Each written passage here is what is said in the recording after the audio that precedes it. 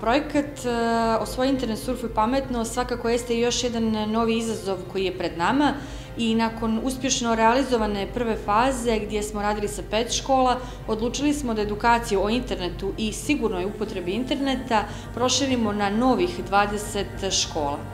Na održanom treningu za ambasadore sigurnog interneta još jednom smo testirali znanje djece i svakako ih naučili nekim novim stvarima i pružili alate za radionice koje će raditi sa svojim vršnjacima. Ovo je prvi od 2 treninga koji ćemo realizovati u sklopu ovog projekta, nakon čega će uslijediti period vršnjačke edukacije u 20 škola koje su nove u projektu, kako bismo što više djece naučili kako da koriste internet na pravi i bezbjedan način.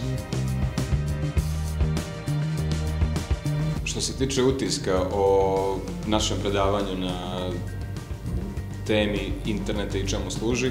mogu da kažem da su me svi polaznici i ambasadori sigurnog interneta apsolutno iznenadili poznavanjem materije i onim što znaju o internetu generalno i način na koji ga koriste, tako da ja sam iznenađen i oduševljen onim što oni znaju. Sama naša uloga danas je bila da pokušamo djeci da predstavimo šta je to internet, da damo nekih više dodatnih informacija o tome kako je internet nastao, koji su bili prvi servisi na internetu i da ukažemo neka pravila ponašanja na internetu koja je omogućila njima da budu ambasadori sigurnog interneta. S obzirom da je nivo znanja djece bio u prilično velikom nivou, mislim da smo u tome dosta uspjeli da im prenesemo našu priču i da im pošaljemo pravu poruku.